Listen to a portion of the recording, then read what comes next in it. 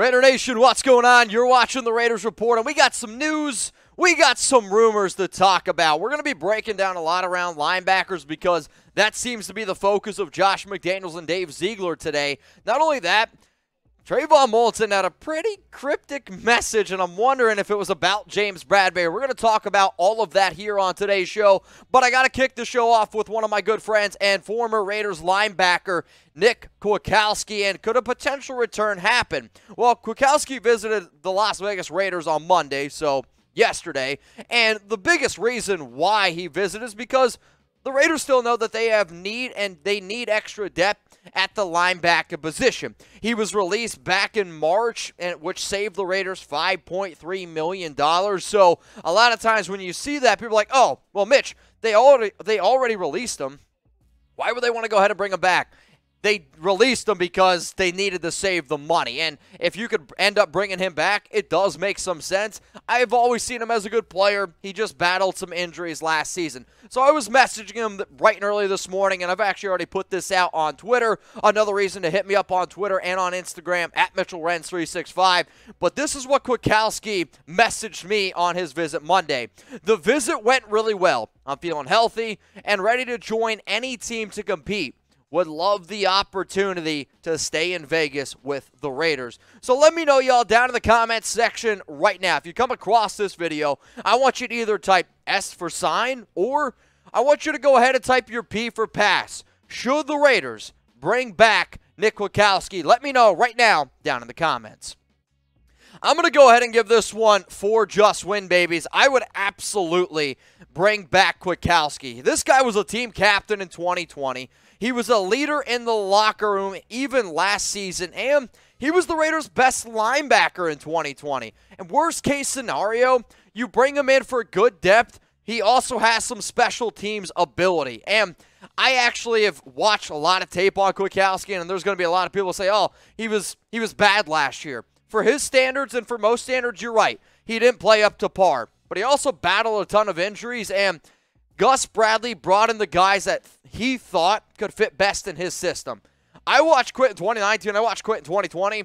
Dude was a hell of a linebacker. So if we can get that version of him at a cheaper deal, let's say $1.5 million, $2 million, for that type of production, that's more than worth it. And I don't anticipate him to be banged up. If he's going to tell me he's healthy, I'm going to go ahead and I'm going to believe him as well. When you look at some of his numbers back in 2019, now this is according to PFF grades, and 512 snaps, an overall grade of 72.5, run defense grade of 66.9, pass rush 81.8, coverage of 68.7. So this is a year that he showed that he was above average at stopping the run, elite at getting after the quarterback, and above average in coverage. Well, then in 2020, with all the craziness around Paul Guenther and his terrible defense, Kwiatkoski stepped up. He wore the green sticker on the back of his helmet. He was the quarterback of the defense. He did take a step back in run defense, but he was able to prove to me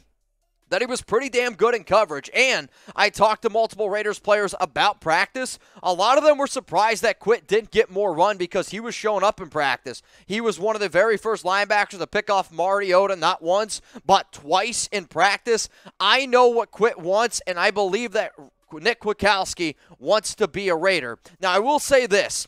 Just because he has already visited with the Atlanta Falcons and just because he has already visited with the Raiders, that does not mean that he is going to end up signing with those two teams. He did tell me that he is planning on visiting 2 other teams, so it's not 100% set in stone. I will also say that even if he doesn't sign with the Raiders, he plans to stick in Las Vegas. He likes his home there. He likes to train there. He's told me that he feels like he can eat pretty healthy.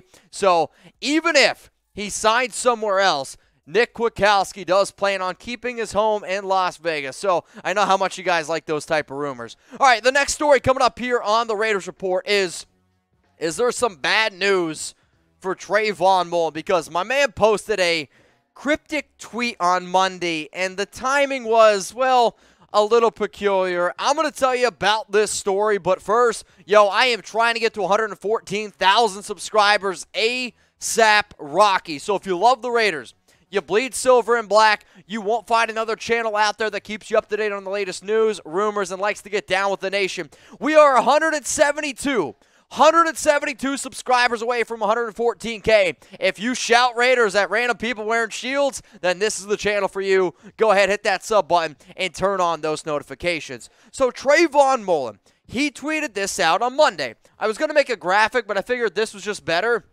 And when I see this graphic, I kind of wonder to myself, well, what exactly is he going with? And the reason I personally think that he tweeted this out, because it was hours right after the Giants went ahead and they released James Bradberry. Trayvon Mullen is a good player, and he's not an idiot. And he knows for a fact that the Raiders are interested in Bradberry. So when he saw that the Giants released him, and then he saw the amount of people that are like, the Raiders are interested, that's why I think personally he did what he did. So in terms of an update here around Mullen, he did have surgery on May 3rd for that toe, and from what I was told, it was just the cleanup, and he should be ready to go by the Raiders preseason, so it really shouldn't impact his ability to get on the field. What's interesting in a lot of these situations are, when you're a player who still needs to be able to prove himself year in and year out, which Trayvon needs to do, and your team brings in a new head coach, brings in a new regime, they need to see you play. If they don't see you play, it makes it very difficult for them to be confident in how you're going to be able to mesh with the new defense, with the new DC, and all these other intangibles. So here's my question, because I do think it's a legitimate question. Will Trayvon Mullen be on the Raiders week 1? Type Y for yes, or you can go ahead and type your N for no. Will Trayvon Mullen, who was drafted in the 2nd round out of Clemson back in the 2019 draft, be on the Raiders week 1? Y for yes and for no. My answer is yes, and I really truly believe even if the Raiders go out and sign James Bradberry, you can still make it work with Trayvon Mullen. And I know I've talked a lot of rumors out there. Do I think that there's a possibility that he gets cut? Yes. Do I think there's a possibility that he gets traded? Yes. But if I was in Vegas and somebody's like, all right, put your chips on the table, I'm going to bet them on Trayvon being a Raider in 2022. One of the biggest reasons, the Raiders want depth at the cornerback position. There's not a scenario that I can come up with in my head that it makes sense for the Raiders for them to be better this season by trading away Trayvon Mullen. It doesn't make sense to me. If he's your cornerback 3 in a world where you have James Bradberry and Rock Ya-Sin, that's a good problem to have. I might still say Nate Hobbs might take an extra step forward. He could be better. But in this division, in today's NFL, with quarterbacks slinging the ball around, having extra cornerback depth is not a bad thing. Now, sure, if you move on from Mullen, you can save $2.54 million. That's great. I would love to have an extra $2.54 in my bank account. If I got done watching today's show and a Raider fan sent in a super thanks of $2.54 million, shout out to David Zahn and Raider on, I'd be very happy about it.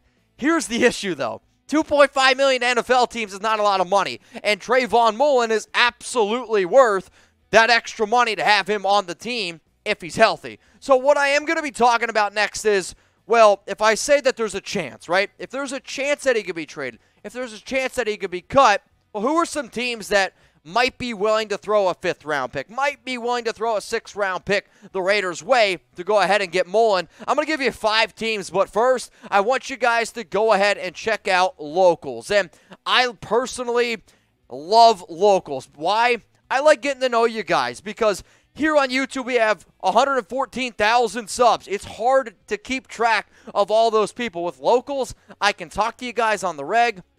You guys can DM me. I answer your questions to your comments on the shows. I like Locals a lot because I get to know the people on Locals more. We do have over 1,000 members, but managing 1,000 members is a lot easier than managing 114,000 subs. So if you guys could, go over to Locals, get extra content, a video that I put out earlier in the week, which you guys can get by scanning that QR code or going to the link down there below. An NFL insider revealed why the Raiders went ahead and they drafted Zamir White. I love this team. I know you guys like extra content, so please become a supporter, become a member over on Locals. All right, so let's now get into some of these Trayvon Mullen destinations. These are 5 teams that I believe would be the most likely to go out and try to trade for Trayvon. I got the Baltimore Ravens, the Titans, the Cowboys, the Carolina Panthers, and the Panthers are interesting because Mullen's been talking a lot about Carolina Panthers. He was talking with Robbie Anderson on social media. Yes, I believe it was Robbie Anderson's birthday. But I've also been told from other Raiders players that Mullen's got a lot of connections with Carolina for obvious reasons. Played college football there in Clemson. Final team then is the Seattle Seahawks. If you live underneath a rock or if you don't subscribe to the Raiders Report, you probably don't know that Kenny Young signed with the Raiders yesterday, and we still don't have the contract details out yet. With this move, the Raiders also went ahead and they released Justin March-Lillard, so I think Kenny Young is a good player. And I watched more tape on him yesterday, and maybe my grade was a little bit harsh. However, I do not think that this is somebody who's going to come in right away and light the world on fire. I see Kenny Young being a depth linebacker who also provides some special teams ability. So when we talk about Kenny Young, I'm bringing it up because you saw that the Raiders also had a visit with Nick Kwiatkoski.